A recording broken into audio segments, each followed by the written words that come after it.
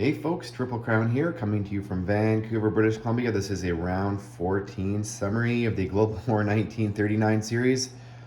This is a solo playtest and another crazy, unpredictable, I did not see it coming round. So we'll get into that. And I'm not even sure what to say other than when I saw it, I did not see it earlier. So first, the game has now trended, surprise, surprise, back into the Allies' favor. So as soon as the Allies had made their decision, and I was pretty steadfast that they were going to go for Berlin or bust, the Germans, because it's a solo game, decided to send all the forces that could reach back to Berlin, because all they needed to do was to hold on to Berlin and secure the victory. While I was wrong. There was another few paths for the Allies to win that did not include Berlin. And those paths are, well, the path to Moscow. So the Allies went in heavy to Kharkov. They brought every single unit that could make it from naval transports, which you can see that's a fairly substantial fleet that's sitting there.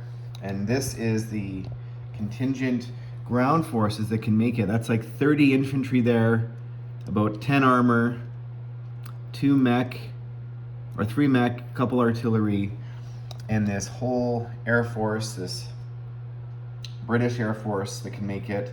And then also, Britain also built 6 more bombers that can make it. So that's 2 Wellington bombers and 4 Lancasters, so that's going to be rolling quite a punch. And they also have 3 Lancasters up here. Now each Lancaster bomber rolls 3 dice at 4, and there's no build limit on the Lancasters, so the British are, and these all can hit Moscow next turn. But that's going to be preempted by the Russians, who have 3 heavy armor and 1 T-34 that's going to take a poke first, combined with their own heavy bomber. I think this is called the Bear, that's coming from Novosibirsk. And there's just not that many Russian ground units there. There's probably about 25.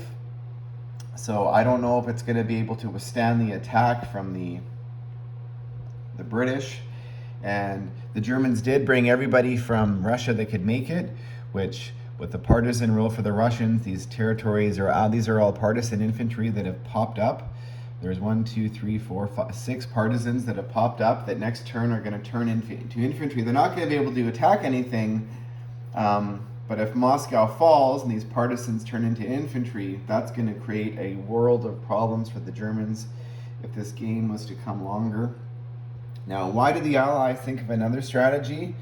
It's because when they came up with this, Berlin, defending this Berlin or bust, these were all the ground units they were going to be able to bring back to Berlin, which the Allies were not going to have a sniff. They just weren't going to be able to do it.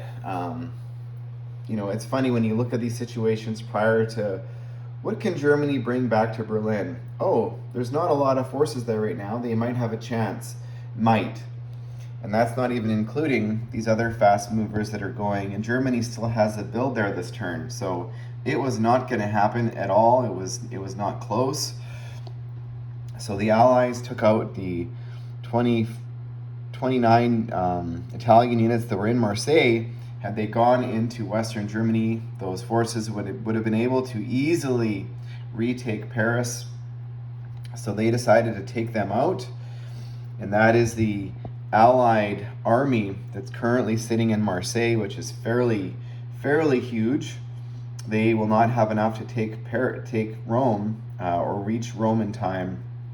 However, the Allies did make a pest of themselves, where the British did, because Turin was left undefended, so they landed there, which reduced the major factory to a minor, and then the Italians took it back, and now the factory is gone in Turin. So that is a problem there.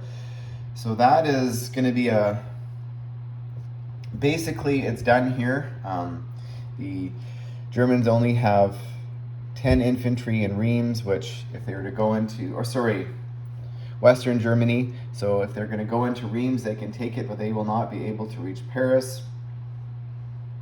And the other thing that is very surprising was this is currently the stack of units sitting in Hawaii. The Japanese were very proud of themselves. They defended Hawaii. I can't even count that. That's just, I've never seen so many aircraft before defending an island. You have a fortification there, a pillbox, and probably be, I don't know, 25 or 30 ground units. Like that's just not gonna fall. Not with what the Americans can build in 2 rounds. So the Americans and the Australians and the New Zealanders and the Canadians and the British thought, what else can we do? Because they were boxed in. They were all sitting here in San Francisco. They were boxed in.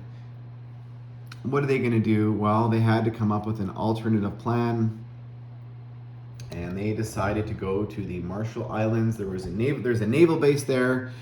And so the Canadians and the New Zealanders and the Australians, they landed their contingent. Actually, they brought their Navy first, and they brought the Americans in second because the Americans used their Seabees, and they built so all the British units are all still on their transports in the Commonwealth, and the Americans built the Seabees in Marshall, and they have a naval base there. And from there, what are they going to be able to do?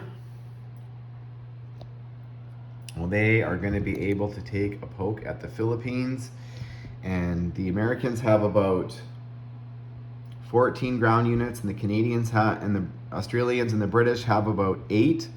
So next turn, the Japanese have to get everything that they can to the Philippines to try and defend it. Now their Navy now is quite small because they were building Air Force, not Navy. And none of these planes that are sitting in Hawaii, because there's no air base there, they decided not to build one, can make it to the Philippines. So currently, they don't have very many options other than maybe to bring their Navy down to form a blockade. So it looks like this game is now trended back towards the Allies. There's currently 4 Japanese naval transports sitting here off of Tokyo. They can bring down another 8 ground units, and these 2 fighters, and these 2 fighters, and they're probably going to have to put their Navy here to take away the naval bombardment, but that is it.